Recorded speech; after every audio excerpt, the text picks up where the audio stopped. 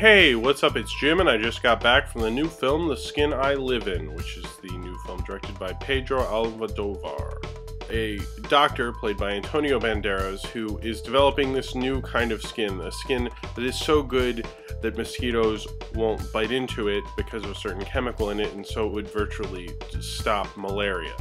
And to test out his skin on a human subject, he kidnaps someone, Vera, and he keeps her in a room locked up where he watches her all the time, kidnapped her, put this skin on her, and watches her and kind of on this big TV in his room. This film's really influenced by certain things like Dead Ringers by David Cronenberg and Eyes Without a Face with Pedro Almodovar. Admits that's when he wrote the screenplay, it was a big influence on him. This is a really kind of a creepy, bizarre film. It's a lot like a horror movie, and the basic plot and the premise is very horror-like, but I don't think Pedro Almodovar really wants to get into, he doesn't want to make a horror movie, he wants to make a Pedro Almodovar movie.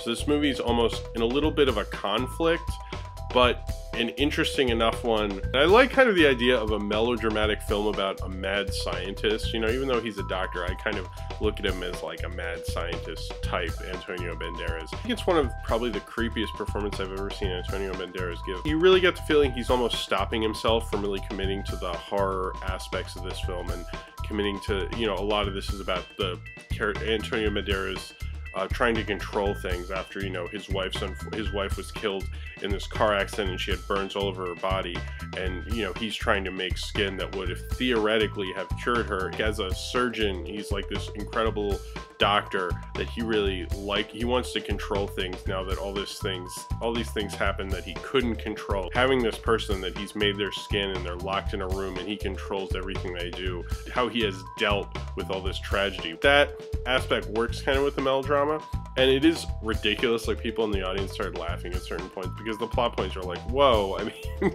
I kind of like its little ridiculous melodramatic almost horror world, but I think it feels like Pedro Almodovar isn't willing to let go of being Pedro Almodovar. Like, I mean, I know he's been directing for a while, but this does feel like a later director's film. Like, he's so set in his ways. He wants this story to fit into his mold that he's created, and he does a really good job at that, but I feel like he's almost doing a disservice to this film by doing such a thing. And there's certain twists in it that really are just kind of shown like, yeah, you know, that's the twist there. It's really not punctuated, it's not emphasized, it doesn't shock you. And a part of me thinks that, I mean, that's a conscious decision.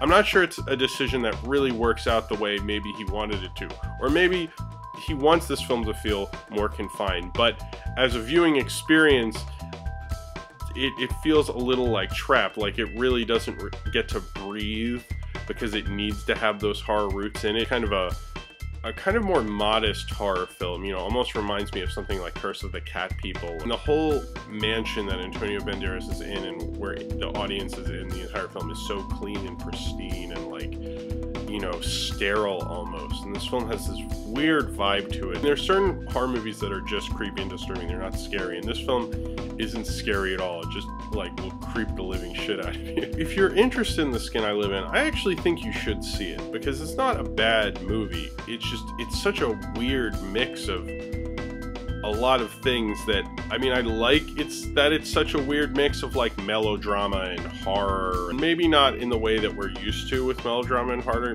Most of the time with melodrama and horror, it really is bad, and it just is crappy, and I think this is at least interesting enough, you know, and with this kind of creepy, controlling nature that Antonio Banderas' character really has. I mean, even though this was clearly not his strongest film, I don't think people will remember him for this, but this is something that creeped me out enough that I'm gonna remember it for a while. So if you have seen The Skin I Live In and you would like to talk about it, then comment below in the comments, and subscribe if you would like to.